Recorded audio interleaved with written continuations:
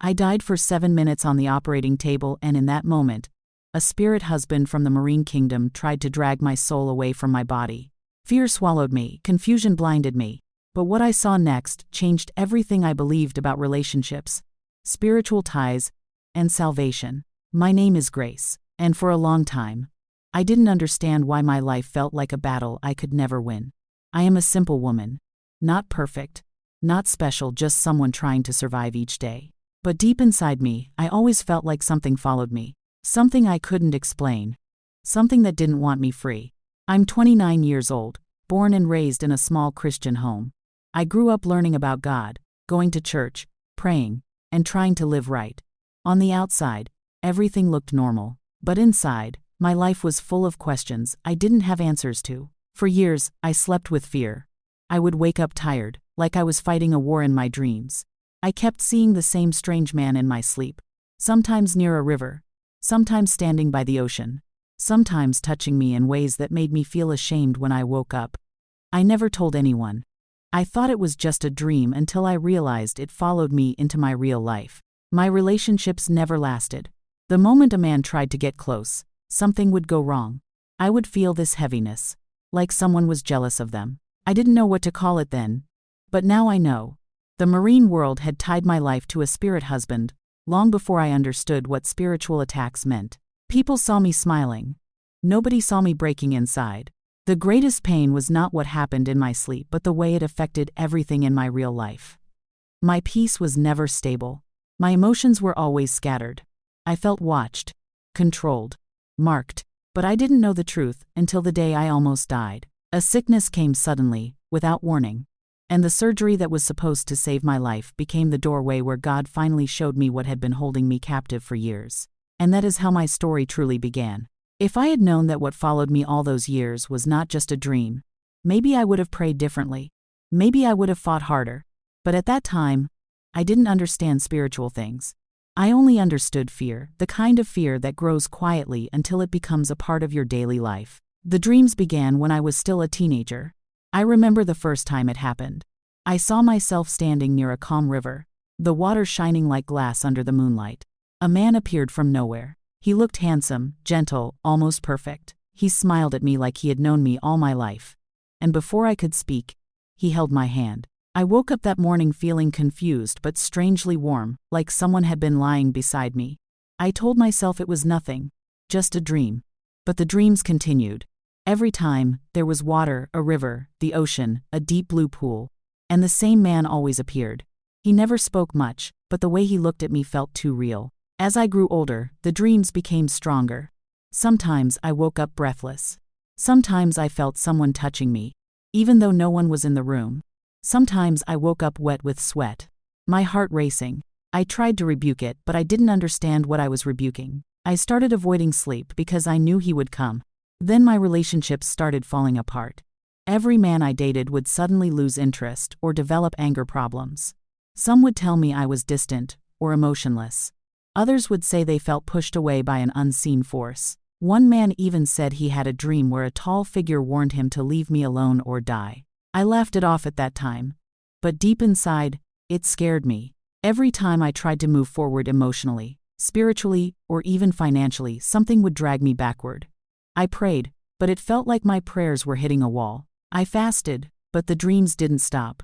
I cried, but I didn't know who to tell. I went to church, but I sat quietly with a soul full of storms. There were nights I would wake up with scratches on my body, like someone had held me too tightly. There were mornings I woke up so weak, like someone drained all my energy. I kept having dreams of swimming underwater, breathing like a fish, walking through underwater palaces with bright lights and strange creatures. It looked beautiful, but something inside me felt trapped. Sometimes I heard whispers calling my name from the water. Sometimes I felt a presence sitting on my bed. Sometimes I felt watched even in daylight. But the biggest sign I ignored was this. I always felt married even though I was single. There was a heaviness on my spirit, like something claimed ownership of me. I never understood it until later. At first, I thought maybe it was stress. Maybe it was my mind. Maybe it was trauma. But deep in my heart, I knew something spiritual was happening. Something from the marine world. Something that didn't want me to be free. And the truth began to reveal itself slowly. But the final revelation didn't come until the day my body stopped breathing. The day I died on the operating table. The day the spiritual world opened in front of me. The day I learned that the man in my dreams was not a dream. He was a spirit husband who had been waiting for me to be weakest, and he almost succeeded. The moment the anesthesia pulled me into darkness, everything went silent. No voices. No machines. No movement. Just a deep, empty quietness that felt endless. But then, I heard something. A long, steady beep. At first I didn't understand it. Then it hit me. It was the sound of the heart monitor. And it wasn't beating. It was flat. I didn't feel fear at first. I felt weightless. My body wasn't heavy anymore. All the pain was gone. I felt myself rising. Slowly. Gently. Like a feather being lifted by wind. For a moment, I thought maybe the anesthesia was making me dream. But then I looked down. And I saw myself lying on the operating table. Doctors were rushing around my body. One was pressing my chest. Another shouted something I couldn't hear. I watched them inject something into my arm. I watched a nurse wipe tears from her eyes. I watched everything, but I wasn't inside my body. I was above it. Floating. Watching. Silent. I tried to speak. Nothing came out. I tried to move. Nothing happened. The air around me felt thick. Like I was underwater. My surroundings blurred and shifted. And before I could understand what was happening, the room started to fill with a soft blue glow. Then, water. It didn't fall from the ceiling. It didn't rise from the floor. It just appeared surrounding me, stretching endlessly. Clear, shining, moving gently like waves in the ocean. But I didn't feel wet. I didn't choke. I could breathe, but not with my lungs, more like with my spirit. It was beautiful, but terrifying. Because deep inside that water-like atmosphere, I felt a strong presence. Familiar. Heavy. Watching me. The same presence from my dreams. Then I saw him. The man from the rivers. The one from my nightmares. The spirit who always came in my sleep. Only this time, he wasn't hazy or half-formed. He was real, more real than the doctors below me. Tall. Handsome. Eyes shining like polished stones. His skin glowed like moonlight on ocean waves. He wore something that looked like flowing robes made of water itself. And he smiled the moment he saw me. A slow, confident, possessive smile. "Grace," he said, not with his mouth, but directly into my spirit. "I've been waiting for this day." I tried to move backward, but I couldn't. My spirit felt frozen. My voice wouldn't respond. My thoughts were loud, but my soul felt trapped inside a dream I couldn't wake up from. "You don't have to go back," he said, stretching his hand toward me. "Your body is weak. It's dying.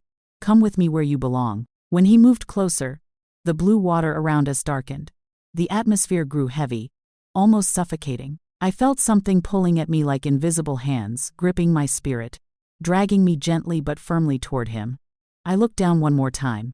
I saw my lifeless body. I saw the doctors shaking their heads. I saw my chest not rising. And for the first time, fear hit me so hard it felt like lightning in my soul. Was I actually dying? Was this real? Was this the moment the Marine Kingdom had been waiting for? Tears filled my eyes, spiritual tears that didn't fall. I didn't want to die.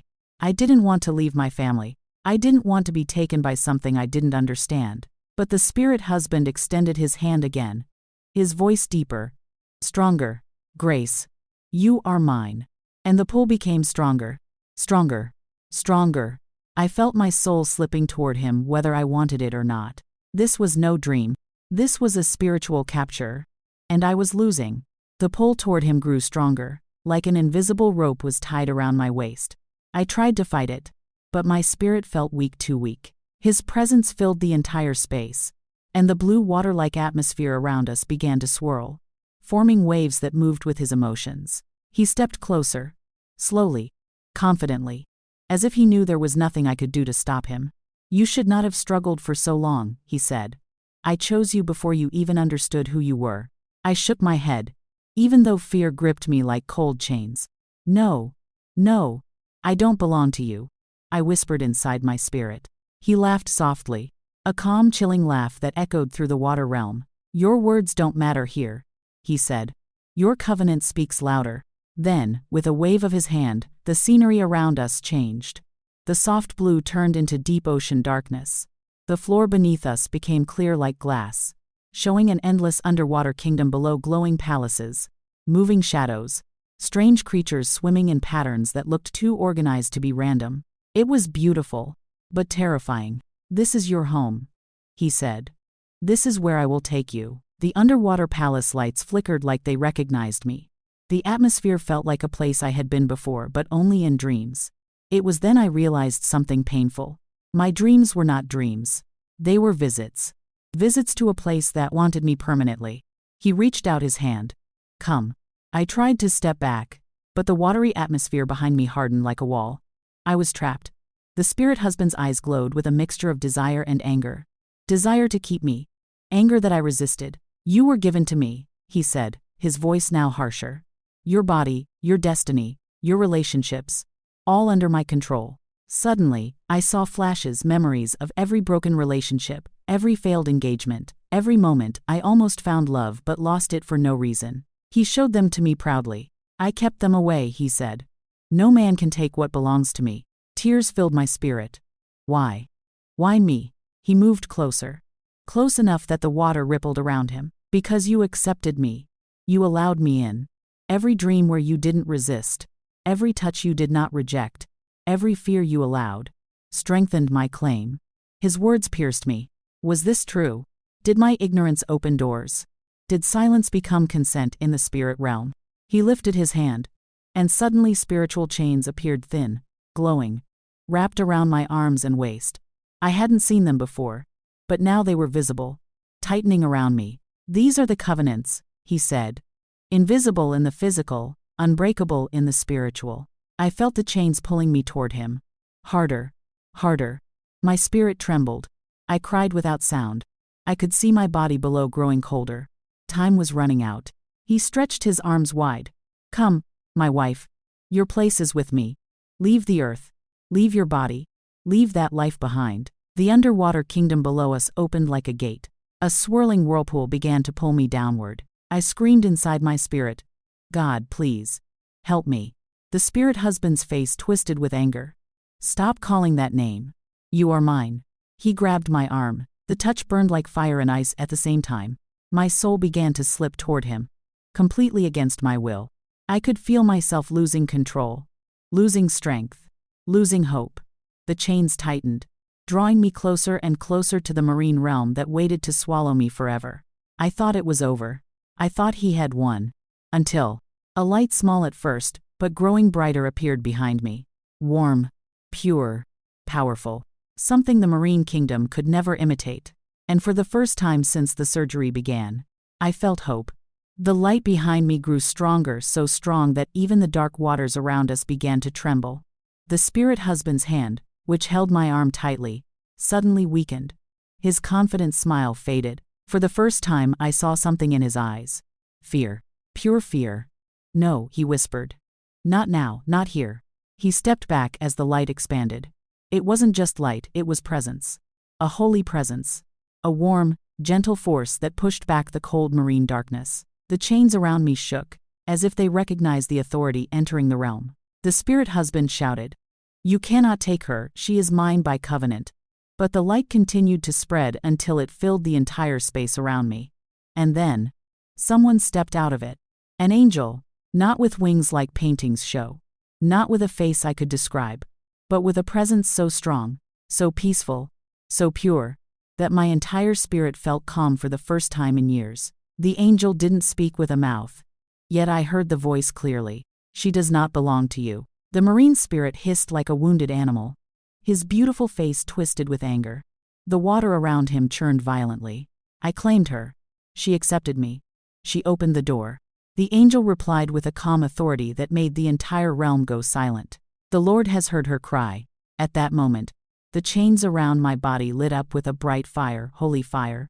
Not burning me but burning the marine bond. The spirit husband screamed and tried to tighten the chains again, but they slipped from his control like sand through fingers. He lunged towards me, trying to grab me, but the angel stepped between us. A wave of power surged outward, throwing the marine spirit backward into the water below. I felt the chains breaking one by one. The one on my waist snapped. The ones on my wrists shattered like glass. The one around my neck dissolved into light. I fell to my knees in the water-like floor, overwhelmed, shaking, crying. The angel touched my shoulder. Peace flooded my entire being. The marine spirit rose again, desperate, almost wild. I won't let her go. She belongs to the marine kingdom. Her destiny is tied to us. The angel raised a hand. Instant silence. Then a voice, not the angel's voice, but a voice so powerful, so majestic, so terrifying and yet comforting, filled the entire spiritual realm. A voice I knew immediately. The voice of God. Not shouted, not loud, but firm. Enough. The marine kingdom trembled. The gates below shut violently. The spirit husband fell on his knees, covering his face, unable to stand in that presence. Then the voice continued. I have plans for her. She will live. She will testify. She will be free. Every word hit me like waves of love and strength. I felt chains breaking even inside my heart, fear, shame, confusion, all melting away. The angel lifted me gently. You must return, he said. Your time is not finished. Your story will lift those who suffer in silence. Behind me, I saw the operating room again, dim, urgent, cold. I saw the doctors still working. I saw my body still motionless. The marine spirit screamed after me, his voice shaking with rage. If you return, I will come back for you. But the angel turned, and with one look, silenced him forever. I felt myself being pulled upward, back through the water, back through the realm, back into the world I left behind. As I entered my body again, the last thing I heard from heaven was, "You are free." I felt my spirit rushing back into my body like wind, returning to a house that had been empty for years. It wasn't gentle. It wasn't slow. It was like being pulled from one world into another in a single heartbeat. Then, I gasped. A loud, heavy breath tore out of my chest. Voices screamed around me. She's back. She's breathing. Her heart started again. Hands moved quickly. Machines beeped. Nurses cried. One doctor placed both hands on his head, shocked. They had already counted me gone. They had already given up. But God had not. My eyes slowly opened. Everything was blurry, but I could see movement, see lights, see faces leaning over me. The room smelled sharp and cold. My body felt weak, but my spirit felt stronger than ever before. I tried to speak, but only tears came out. Not tears of pain, tears of relief, tears of freedom, tears of knowing I had escaped something that wanted to own me forever. The nurse squeezed my hand gently. We lost you for 7 minutes, she whispered. But you came back. I didn't know how to explain to her that during those 7 minutes, my soul traveled farther than any human could imagine. I didn't know how to tell her that I had seen the marine world, faced the spirit husband that held me captive for years, and watched God break the chains people couldn't see. For days after the surgery, I was quiet. The doctors talked. My family cried. People prayed. But I was silent, replaying everything in my mind. Then I noticed something. The dreams stopped, the man who haunted me gone. The heaviness I carried for years lifted. The nightmares silent. The feeling of being watched disappeared. For the first time since childhood, I slept without fear. For the first time, my heart didn't feel claimed by something dark. For the first time, I understood what true peace felt like. When I was finally strong enough, I went for deliverance prayers, not because the marine spirit still had power, but because I wanted to seal what God had already done. I wanted to close every spiritual door permanently. As the pastor prayed over me, I didn't feel the usual resistance or heaviness. Instead, I felt light, so light that it brought tears to my eyes. I wasn't fighting anymore. I was simply thanking God. My life began to change. My relationships weren't blocked anymore. My emotions became stable. My spirit became sensitive to God. And my dreams became full of light, not fear. One night as I slept, I heard a gentle voice, quiet but clear. You lived because your testimony will free others. Those words stayed in my heart. Now I know why God sent me back. Not for myself only. Not just to escape the marine kingdom, but to speak for those who suffer silently under spiritual attacks they don't understand. To tell them, you're not crazy. You're not alone. You're not defeated. And you're not helpless. If God could pull me out of the marine realm, break a spirit husband's claim, silence covenants I didn't even understand, and give me life when the doctors said I was gone, then He can deliver anyone. Your dreams can be restored. Your peace can return. Your destiny can be redeemed. No power of darkness is stronger than God's purpose for your life. My story is not just a testimony. It is proof that Jesus saves, even in the deepest spiritual battles. It is proof that deliverance is real, and it is proof that death has no power when God says live. And today, I am living because God fought for me.